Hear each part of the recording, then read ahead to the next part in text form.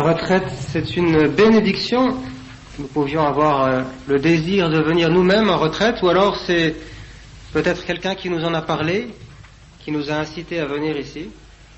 Et c'est vrai que lorsqu'on a connu soi-même la retraite, on a envie de la faire partager, de la faire découvrir à d'autres. L'exemple célèbre de Saint Ignace de Loyola, qui voulait faire les exercices à tout le monde. Puis il y avait, c'était un jésuite, forcément, c'était le premier des jésuites. Donc il avait déjà ce désir de conquérir les princes, les rois, les principaux, les chefs. Et il connaissait un prince, justement, un seigneur qui menait une vie de patachon, pas très sérieux. Et il s'était dit, mais il a des vertus naturelles, il a vraiment des capacités, et s'il se convertit, alors il deviendra un chevalier du Christ, au service du royaume, pour la plus grande gloire de Dieu. Alors il n'arrêtait pas de lui en parler, sans arrêt, il le sollicitait, il le tannait, n'ayant pas peur des mots, il allait le voir sans arrêt, jusqu'à se rendre odieux. Et puis un jour, il va le voir encore dans son château, et l'autre n'était pas disposé à le rencontrer, il est en train de jouer au billard. Alors on finit quand même par l'introduire, il arrive dans la salle de jeu, et puis, poussé par une audace surnaturelle,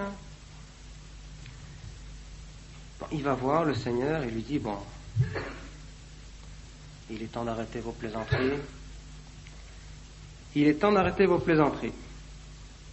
Alors, moi, ce que je vous propose, c'est de faire 30 jours avec moi. Voilà. Alors l'autre, bien sûr, ne voulait pas. Et puis, ils finissent par tomber d'accord, par faire un marché. Et le Seigneur lui dit, voilà, on va faire un pari. Et les 30 jours, on verra bien de quoi il s'agit après. Et Saint Ignace lui dit, on va faire un pari. Ce que vous voulez. Et l'autre lui dit, on va jouer au billard ensemble. On verra bien qui va gagner. Alors Saint Ignace lui dit, c'est simple. Celui qui perd se met au service de l'autre pendant 30 jours. Et puis il se trouve qu'il a gagné. Saint Ignace, qui n'avait jamais joué au billard, il a remporté la partie brillamment. À l'autre, elle n'en revenait pas. C'est un petit miracle. Il faut être sûr de soi quand même, pour faire ce genre de pari. Peut-être d'ailleurs que parmi vous, il y en a qui sont ici après avoir perdu un pari stupide. J'espère que vous ne regretterez pas au terme des 5 jours.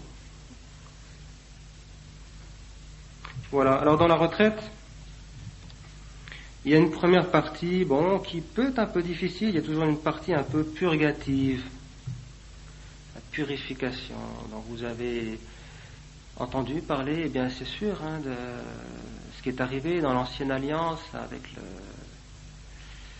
Donc c'est ça le péché originel, le déluge, etc. Et puis on vous a expliqué, on vous a rappelé ce que c'est que le péché, la gravité du péché. Et donc il convient qu'on dise un petit mot sur le sacrement de pénitence, la confession. Nous avons, nous, dans nos statuts, les statuts de la fraternité, un passage très beau de Monseigneur Lefebvre. On se confessera tous les 15 jours, on aura en grande estime ce sacrement, tant pour soi que pour les fidèles. Les saints prêtres ont passé leur vie au confessionnal. C'est là que se réalise particulièrement l'efficacité du sacrifice de la croix. Selon la parole de notre Seigneur, c'est maintenant le jugement de ce monde, c'est maintenant que le prince de ce monde va être jeté dehors. Saint Jean chapitre 12.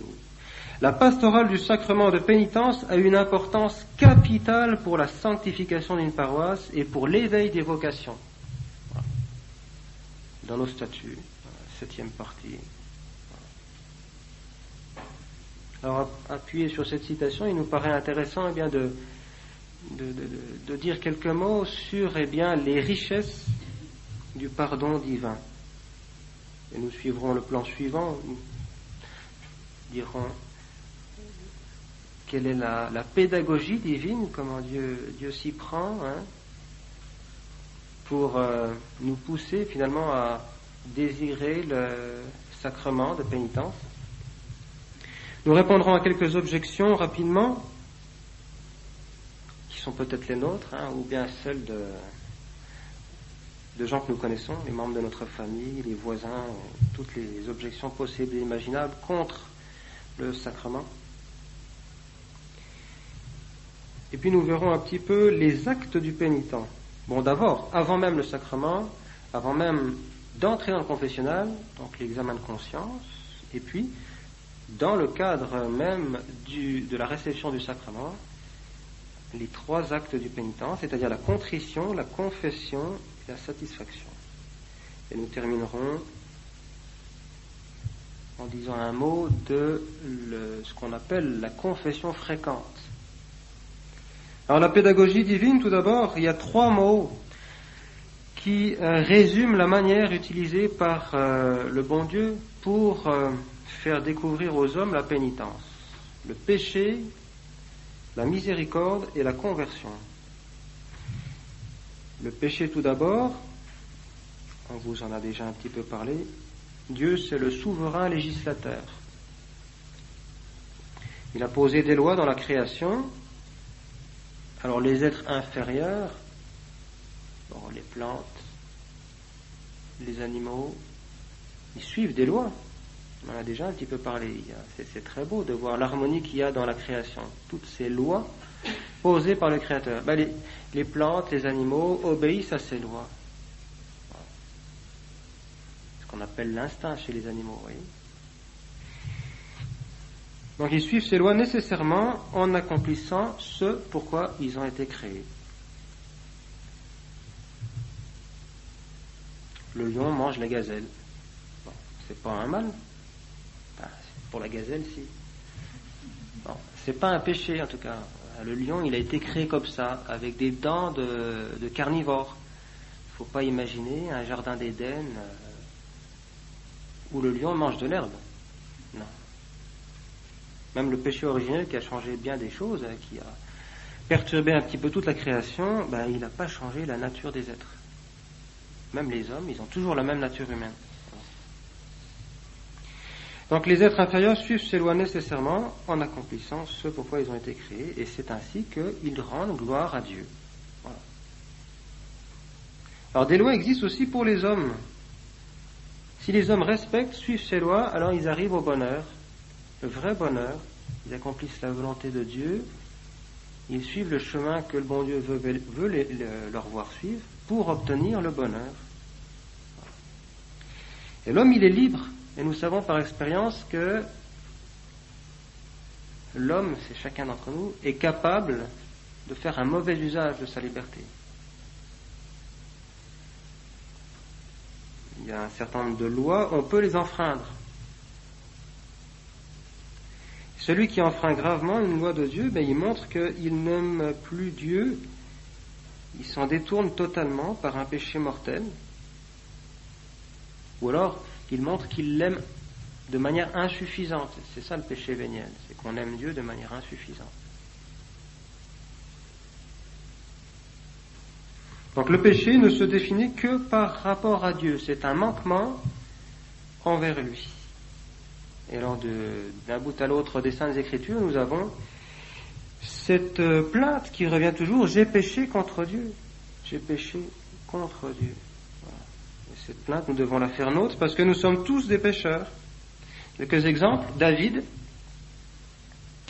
le roi prophète, David, j'ai péché contre Yahvé, dit-il dans le 2e livre de Samuel. Bon, c'est toute l'histoire de sa conversion, c'est le psaume 50, le Miserere. Un très beau psaume qu'on peut lire, méditer pour préparer justement la confession. Parfois on cherche des idées. On cherche des idées. On peut préparer un petit peu sa confession. Il est bon aussi de faire un petit peu d'action de grâce après. On reçoit quelque chose qui a un grand prix, qui nous vient de Dieu, qui est purement gratuit, il faut savoir remercier. David, j'ai péché contre Yahvé. Et aussi dans Michée, je dois porter la colère de Yahvé puisque j'ai péché contre lui. Dans l'évangile selon saint Luc, chapitre 18, « Mon Dieu, ayez pitié du pécheur que je suis. » Saint Jean, dans sa première épître, « Si nous nous disons sans péché, nous nous trompons et la vérité n'est pas en nous. » Donc nous sommes tous des pécheurs, sans exception. Donc le premier point, c'est le péché. Voilà. Mais dans la pédagogie divine, il y a un mot très important qui vient immédiatement, c'est miséricorde. Miséricorde. Si nous sommes pécheurs, nous savons aussi pouvoir compter sur ce magnifique attribut de Dieu. Nous avons parlé des attributs et des perfections de Dieu. Ben voilà, la miséricorde infinie de Dieu. Et comme l'étymologie nous l'indique, la miséricorde, c'est le cœur qui se penche sur la misère d'autrui. Et Dieu nous aime tellement qu'il a pour nous un amour miséricordieux infini. La première expérience de la miséricorde de Dieu que nous livre la Bible, elle récompense la foi de Moïse, son intercession suppliante. C'était au moment de la proclamation des 10 commandements. Bon, Moïse était resté un certain temps sur la montagne et les Hébreux n'avaient pas pu l'attendre. Ils avaient fait preuve de faiblesse et avaient fait ce misérable veau d'or. Moïse était foudrage, le bon Dieu était particulièrement contrarié, il souhaitait châtier durement le peuple hébreu, et Moïse donc est intervenu là comme médiateur, il s'est interposé et a supplié le bon Dieu de pardonner, et c'est ce qu'il a fait. Un bel exemple de miséricorde. Alors, eh bien, Dieu a ce désir de pardonner. Il y a de nombreux passages dans la Sainte Écriture. Et il y a ces 2 versets qu'on peut citer. Dans Ézéchiel, chapitre 33, « Je ne prends point plaisir à la mort du méchant, mais à ce que le méchant se détourne de sa voie et qu'il vive. Revenez de vos mauvaises voies. Et pourquoi mourriez-vous, maison d'Israël ?» Dans le Nouveau Testament, nous le savons, la miséricorde de Dieu, elle éclate à toutes les pages. L'Évangile, il faut lire par exemple le chapitre 15 de Saint Luc, tout le chapitre.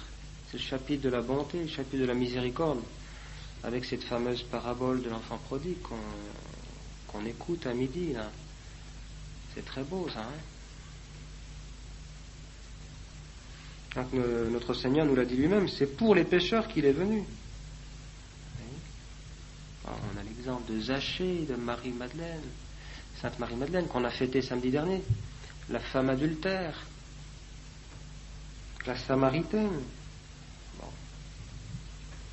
Donc Dieu pardonne et il est toujours prêt à pardonner, c'est important ça, qu'il n'y ait pas justement de désespoir, comme Judas.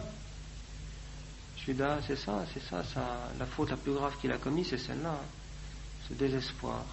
Ne plus croire que Dieu soit capable de pardonner. Il est allé se tuer, se suicider. C'est terrible. Dieu est toujours prêt à pardonner. Mais alors, de notre côté, qu'est-ce que nous devons faire? C'est donc le 3e point, la conversion. Voilà, c'est ça que le bon Dieu attend de nous, la conversion. Au départ de la conversion, il est là, avec sa grâce, bien sûr. Et ensuite, il faut faire un effort, se tourner vers Dieu. Donc la condition que Dieu exige de nous pour nous faire miséricorde, c'est la conversion. Nous nous sommes détournés de Dieu pour préférer une créature, un bien créé. Nous devons donc, nous détourner de cette créature, nous retourner vers Dieu. Comment? Sous la motion d'une grâce. Vous avez vu ça, la grâce ponctuelle, c'est une grâce actuelle. Jamais sans la grâce, c'est important ça. Alors saint Augustin dit ceci: Dieu qui t'a créé sans toi ne te justifie pas sans toi. C'est très connu. Ça veut dire que Dieu demande notre collaboration, notre coopération à la grâce.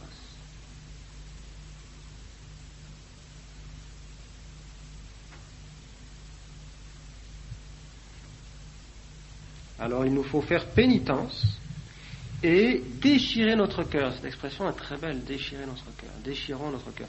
Les Hébreux ont de très belles expressions imagées comme ça. Donc nous devons déchirer notre cœur, comme nous y invite le prophète Joël, chapitre 2.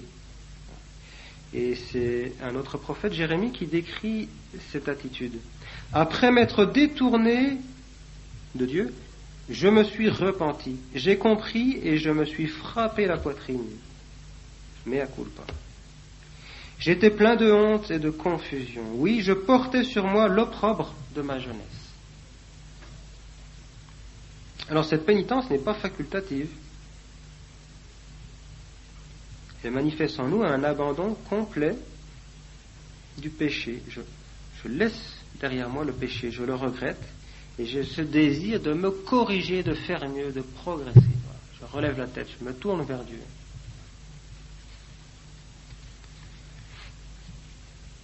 Donc il ne faut pas... C'est bien de prendre conscience de son péché, mais il ne faut pas ressasser son péché, méditer son péché. On ne médite pas un péché, on ne médite pas strictement. On peut considérer les péchés qu'on a commis dans le but d'avoir davantage de contrition. Mais on ne passe pas son temps à ressasser ça. Vous voyez, on ne doit pas s'enfermer dans sa culpabilité. Voilà. Nous nous repentons et nous nous mettons immédiatement, dans le même temps, à chercher Dieu. Et notre tristesse se changera en joie. C'est saint Thomas qui explique ça. Celui qui se repent, qui cherche Dieu, eh bien, petit à petit, sa tristesse se change en joie. Et il cite saint Augustin, à l'appui de cela, que le pénitent pleure toujours et se réjouisse de pleurer. Alors la pénitence, nous le savons bien, c'est d'abord une vertu, avant même d'être un sacrement. Ce sacrement, il a été institué, comme les 6 autres sacrements, par notre Seigneur Jésus-Christ. Et la pénitence, ça existait déjà avant, dans l'Ancien Testament. La vertu de pénitence. D'accord ? On en parle très souvent dans l'Ancien Testament. C'est une vertu qui est nécessaire à tout homme, même avant le Christ. Mais elle devient, c'est vrai, spécifiquement chrétienne après la venue du Sauveur et sa mort pour nous sur la croix. Alors c'est aussi le nom d'un sacrement. Les péchés seront remis à ceux à qui vous les remettrez et ils seront retenus à ceux à qui vous les retiendrez. Saint Jean chapitre 20. Notre Seigneur institue le sacrement de pénitence. Les apôtres à ce moment-là sont déjà prêtres. Ils peuvent, oui, théoriquement, ils peuvent dire la messe. Ils ne peuvent pas encore confesser. C'est ce qui se passe le jour de l'ordination. Si vous avez assisté à une cérémonie d'ordination, d'abord on est ordonné prêtre, on peut célébrer le Saint-Sacrifice de la messe, mais la chasuble dans le dos est encore pliée, symboliquement. On n'a pas encore reçu le pouvoir de confesser. Ça c'est à la fin de la cérémonie seulement. Eh bien ça y est, les apôtres ont reçu ce pouvoir. Donc eh bien, nous devons nous souvenir que nos péchés, et grâce au sacrement de pénitence, nos péchés sont lavés dans le sang du Christ. C'est une belle image. Sainte Catherine de Sienne aimait beaucoup cela. Elle disait, quand elle allait se confesser, je vais au sang. Je vais me plonger dans le sang du Christ. Donc de manière mystique, le sang du Christ coule sur notre âme dans le sacrement de pénitence. Eh bien, de manière mystique, pas de manière symbolique. C'est pas juste symbolique, c'est pas de la poésie, une manière sympathique de parler, de présenter les choses. C'est mystique.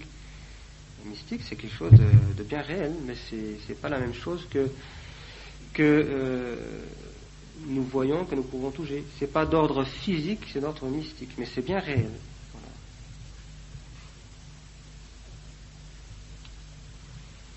Alors tout de suite, avant d'aller plus loin, répondons à quelques objections.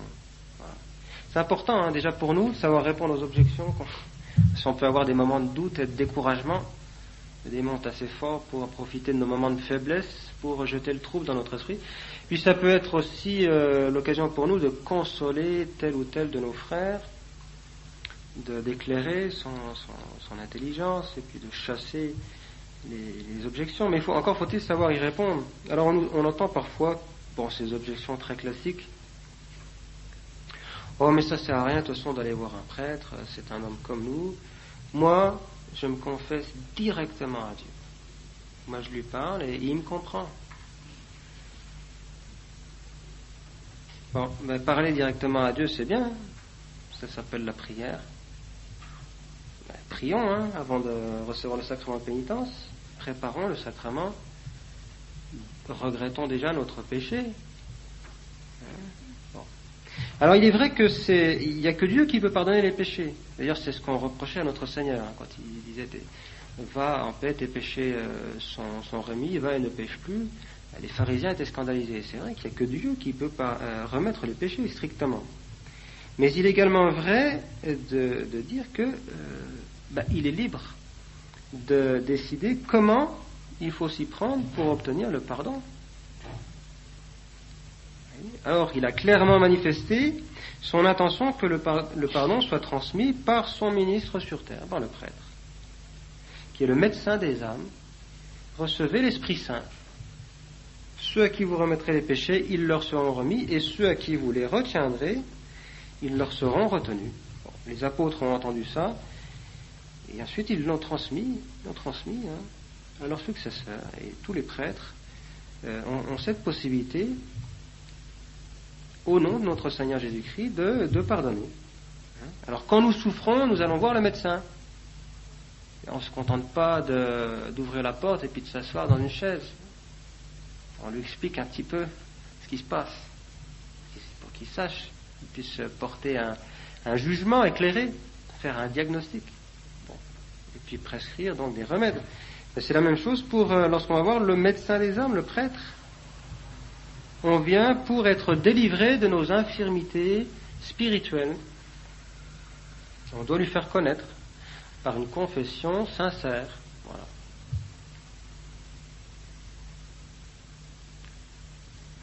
Oh, mais mon père, moi j'ai rien à me reprocher. Moi, vous savez, j'ai pas tué, j'ai pas volé. Avec ma femme, on a une petite vie très simple. Je gagne normalement ma vie, je paye mes impôts. Bon. C'est bien possible, mais Saint Jean lui-même a déjà répondu par avance, il y a 2000 ans, à cette objection qu'on pourrait entendre aujourd'hui. Si nous disons nous n'avons pas de péché, nous nous trompons nous-mêmes et la vérité n'est pas en nous. Si nous disons nous n'avons pas de péché, nous faisons de lui un menteur et sa parole n'est pas en nous. Mes petits enfants, je vous écris ces choses pour que vous ne péchiez pas. Mais si quelqu'un vient à pécher, nous avons un avocat auprès du Père, Jésus-Christ, le juste, et il est lui-même agent de propitiation pour nos péchés, non seulement les nôtres, mais aussi pour ceux du monde entier. Nous sommes tous pécheurs. Alors si ça fait longtemps qu'on n'a pas examiné sa conscience, allons voir un prêtre. Pas encore pour se confesser, d'accord, mais au moins pour obtenir peut-être quelques conseils, qui nous donnent peut-être une méthode pour y voir clair, pour examiner sa conscience de manière un petit peu méthodique, sinon exhaustive. Pour pas perdre de temps, voir tout de suite dans quelle direction il faut aller. Allons voir un prêtre pour préparer une bonne confession. Oh là là, mais avec ce que j'ai fait, oh là là là, quelle horreur. Un péché, c'est vraiment la honte, l'arrachement. Un péché pareil, si je le confesse, alors là, c'est même plus la peine d'avoir le prêtre après. Qu'est-ce qu'il va penser de moi? Là, il faut que je déménage,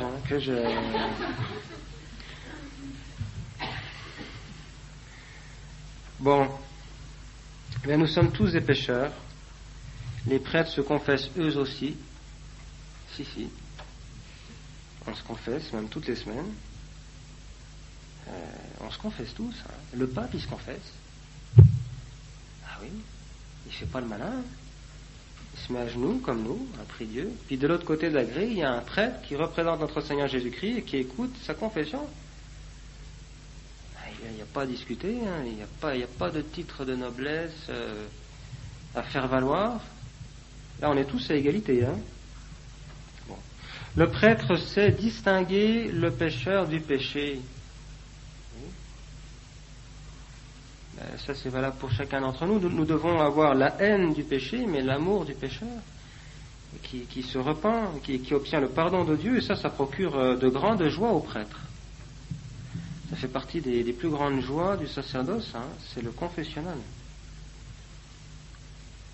Bon, j'ai pas une grande expérience du ministère, mais bon, j'ai le privilège d'être à Paris quand même. Bon. Donc en moyenne, c'est 1 heure de confession chaque jour. Donc sur un an, bon, on a le temps de voir quand même plusieurs centaines, voire plusieurs milliers de cas. L'expérience, elle vient vite et il faut pas longtemps pour entendre un petit peu tout ce qu'il y a sur un examen de conscience. Hein.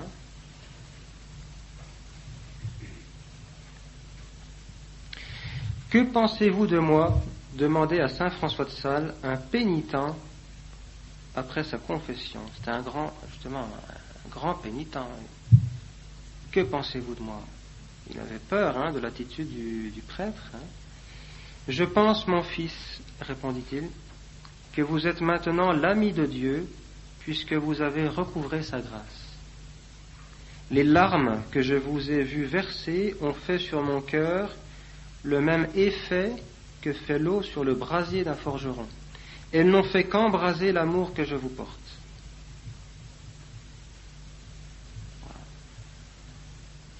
Donc c'est pas le fait d'écouter les péchés qui procurent une joie au prêtre, c'est vraiment de voir cette âme qui est délivrée, qui se tourne vers Dieu, qui a ce désir de mieux faire. Hein. Bon. Alors si éventuellement il peut y avoir du respect humain, bien sûr, hein, on est ainsi fait. L'Église est une bonne mère, elle prévoit justement la possibilité de se confesser au prêtre de son choix. Oui. Profitons des récollections, des missions, des retraites. Bon, lui au moins, il est à Paris ou il est en Suisse. Enfin, j'ai peu de chance de le revoir. Je suis peut-être au pèlerinage de Pentecôte, mais de loin. Bon. Si vraiment ça peut vous soulager. Hein. Donc les confesseurs extraordinaires, il y en a même dans les couvents. Hein. Bah oui, et puis c'est pas laissé comme ça au hasard. Hein. La mère supérieure, elle fait pas ce qu'elle veut. Hein. C'est prévu dans le droit canon, ça. Hein. Oui. Ça, c'est pour celles qui sont cloîtrées. Hein. Mais celles qui peuvent sortir, alors là, c'est plus facile pour elles. Elles peuvent aller voir le prêtre qu'elles veulent, quand elles veulent, et la supérieure n'a rien à dire. Bon. Oui, mais vous comprenez, aller se confesser et puis retomber toujours dans les mêmes fautes, ça n'a aucun intérêt. Quoi. C'est même plutôt hypocrite. Alors, il vaut mieux pas y aller pour pas aggraver son cas. Alors Pierre, s'approchant de lui, « Seigneur, dit-il, si mon frère pêche contre moi, combien de fois lui pardonnerai-je? Sera-ce jusqu'à 7 fois ?» Jésus lui dit, « Je ne te dis pas jusqu'à 7 fois, mais jusqu'à 70 fois 7 fois. »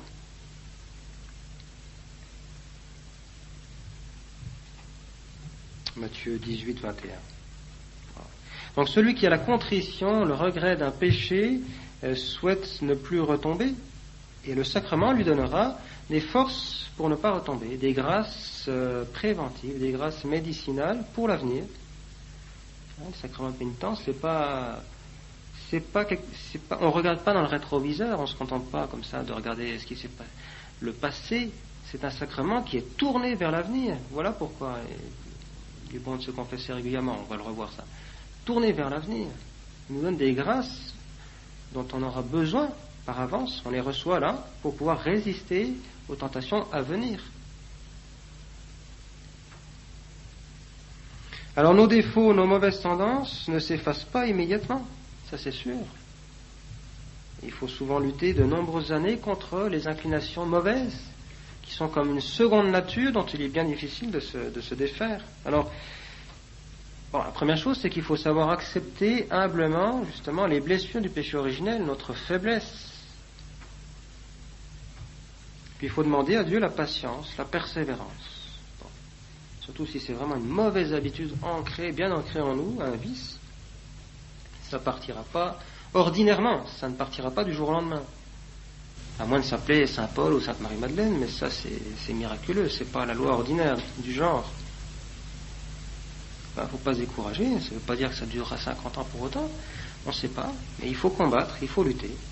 Alors il faut demander la patience et la persévérance, avoir la simplicité de nous reconnaître malades, et allons aussi souvent que nécessaire auprès du médecin des âmes qu'est le prêtre. Il y aura des péchés toute notre vie ici-bas. Il n'y en aura plus au ciel. Dieu merci, si par bonheur nous y allons, ça n'empêchera plus. S'il y a des péchés ici-bas, c'est parce qu'on fait un mauvais usage de notre liberté, ce qui ne sera plus le cas au ciel.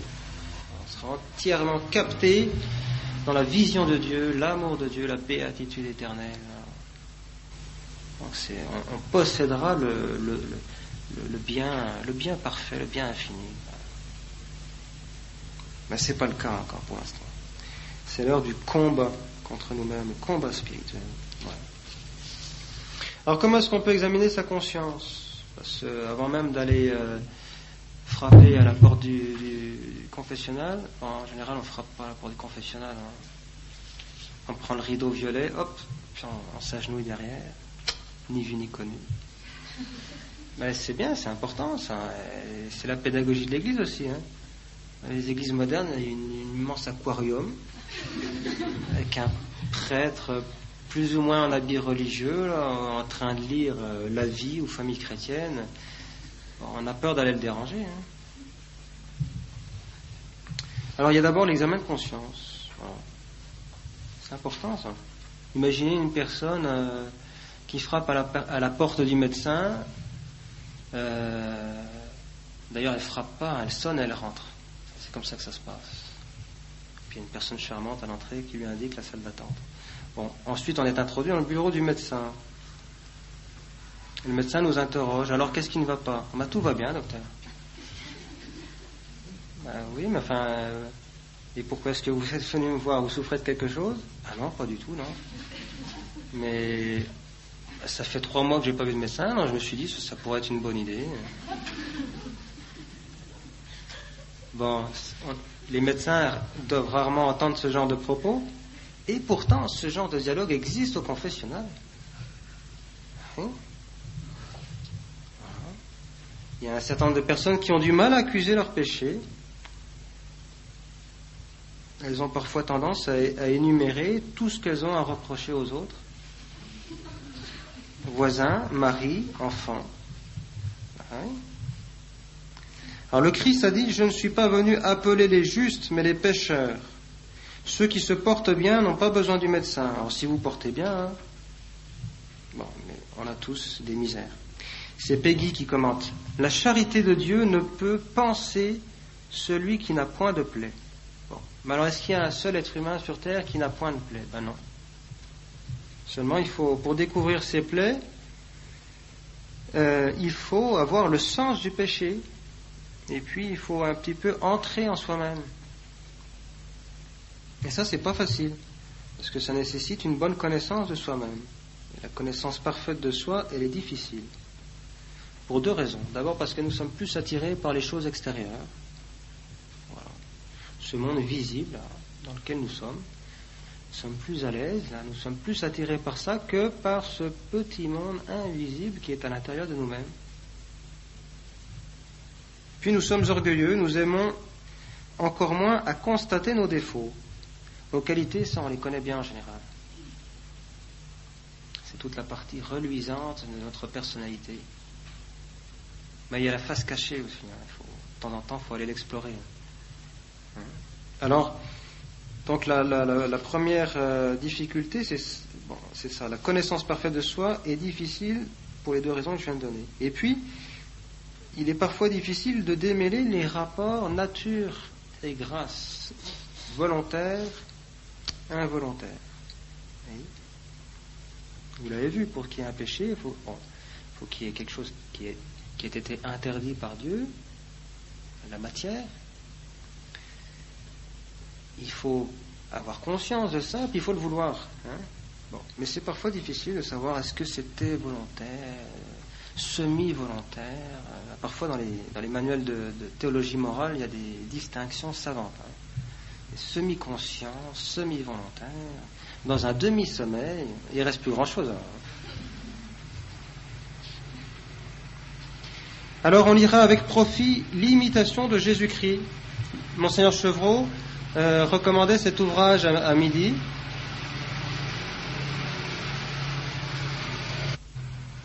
Il donnait une autre référence, je vous la donnerai plus tard d'ailleurs, mais il y a celle-ci qui est intéressante, très intéressante.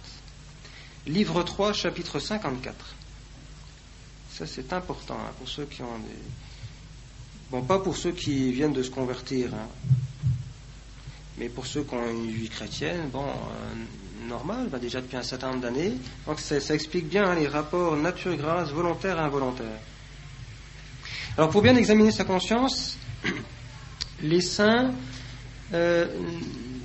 tous les saints recommandent l'examen de conscience, bien évidemment. Alors, l'un d'entre eux, Saint Ignace, nous donne une méthode très simple, en 5 points. C'est une petite prière, en fait, vous voyez, petite prière du soir, avant de se coucher. D'abord, rendre grâce à Dieu des bienfaits reçus. La première chose, merci mon Dieu pour cette journée que vous m'avez donnée, pour tout ce qui s'est passé, pour le bien que j'ai pu faire, pour toutes les bénédictions que j'ai reçues, toutes les grâces que j'ai reçues. Rendre grâce des bienfaits reçus. Et ça, c'est bien déjà en soi, mais c'est doublement intéressant parce que ça prépare la contrition. Pourquoi ? Parce que ça fait ressortir alors davantage notre ingratitude. Donc ça favorise, ça stimule la contrition. Et cela soutient notre confiance en Dieu. Voilà. Prends conscience de cela. Dieu est avec nous. Même les plus grands pécheurs doivent commencer par rendre grâce à Dieu. Même pour les petites choses dans l'ordre naturel. Le matin, on ouvre les yeux, on se réveille. Voilà, la journée commence et puis boulot, métro, dodo. Non, mais déjà à ce moment-là, remercier. Tac, j'ouvre les yeux. C'est beau ça déjà. Il y a des millions de gens qui meurent dans leur lit chaque année. Des milliers chaque nuit. Des gens qui n'y pensaient pas. Un confrère comme ça, il y a quelques années, jeune, il y a une 30aine d'années. Le matin, à l'office de prime, il n'était pas là. Il récite prime seul. Et puis ensuite ils vont voir dans sa chambre, et puis il était mort. Il était mort dans son lit. Rupture d'anévrisme, ça peut arriver à tout le monde, ça prévient pas. Le matin on ouvre les yeux. C'est vrai, on a l'habitude. Mais c'est quand même une bénédiction de Dieu. Merci mon Dieu, une nouvelle journée commence. Même si on marche du pied gauche, même s'il pleut, une nouvelle journée commence. Donc l'action de grâce. Ensuite, demandons à Dieu la grâce de connaître les péchés qu'on a commis. C'est une grâce. C'est une grâce de lucidité pour l'intelligence. Voilà. Troisième point, la revue des péchés. Depuis le dernier examen de conscience. Ça prend pas des heures. Normalement, si on fait ça, un petit examen de conscience tous les soirs avant de se coucher, ça va vite. On se connaît. Donc on voit dans quelle direction il faut examiner ce qui ne va pas en général. On connaît ses faiblesses. Quatrième point, on demande pardon de ses fautes. Voilà, je demande pardon. Profond repentir. Il faut demander la contrition au bon Dieu, car elle vient du ciel. Il faut mettre plus de temps à la demander qu'à s'examiner. Ah oui, en général, c'est pas ce qu'on fait. En général, on prend une liste.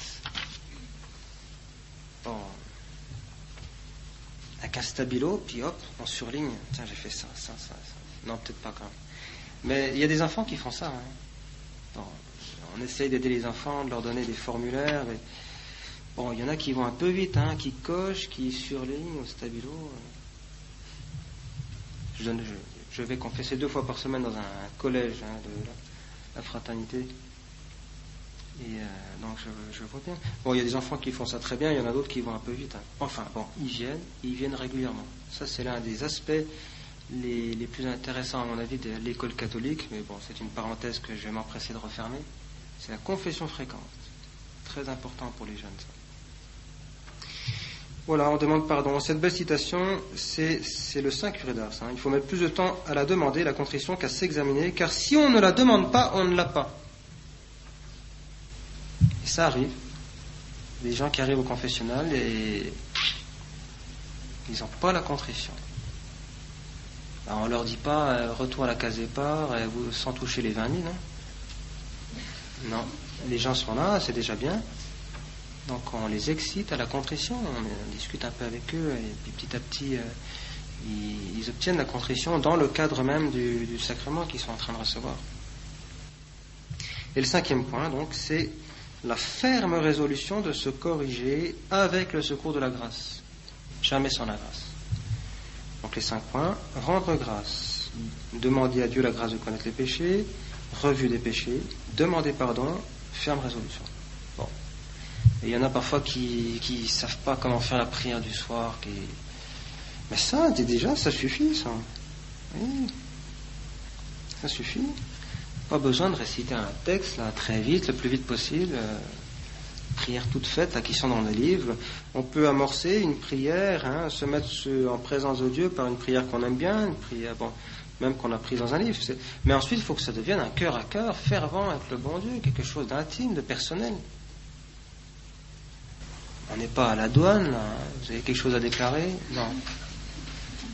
C'est un entretien familier entre un père et sa fille, tout simplement. Bon. Alors, pour la revue des péchés, on peut lire, bien sûr, ça peut nous aider, les commandements de Dieu, les commandements de l'Église. Vous avez ça, d'ailleurs, sur le petit formulaire qu'on m'a prié de vous distribuer. C'est bien fait. Ça, vous connaissez, ça, c'est vraiment le b.a.-ba. Les commandements de Dieu, les commandements de l'Église. On peut aussi, c'est sans doute plus évangélique, s'examiner par rapport aux béatitudes. Vous voyez ? Et pour faciliter l'usage des béatitudes, dans le cadre d'un examen de conscience, on peut les prendre de manière négative, vous voyez, et faire précéder de leur contraire. Bon, il y a 8 béatitudes, donc ai-je fait preuve d'esprit d'accaparement, d'orgueil spirituel? Dans les conversations, par exemple, ceux qui monopolisent la conversation pour se rendre intéressants, persuadés qu'ils ont des choses intéressantes à dire aux autres, ils se trompent souvent. Ai-je fait preuve d'esprit d'accaparement, d'orgueil spirituel, au lieu d'être pauvre en esprit? Ai-je été dur et hautain au lieu d'être doux? Ai-je été insensible à la souffrance d'autrui au lieu de pleurer avec ceux qui pleurent? Ai-je fait preuve d'égoïsme et d'athéisme pratique au lieu de rechercher la justice pour mes semblables et la sainteté de Dieu? Ai-je refusé de pardonner à mon prochain ou de lui faire le bien qui était à ma portée? Péché d'omission, ça existe. Au lieu de me montrer miséricordieux? Suis-je allé vers le mensonge, l'hypocrisie, le plaisir égoïste, au lieu de rester pur? Ai-je été agressif, colérique, violent, au lieu de rester pacifique? Ai-je blessé gravement mon prochain et me suis-je montré lâche dans mon témoignage de chrétien, au lieu d'aimer jusqu'à subir persécution pour autrui et pour Dieu? Nous allons à présent à la chapelle.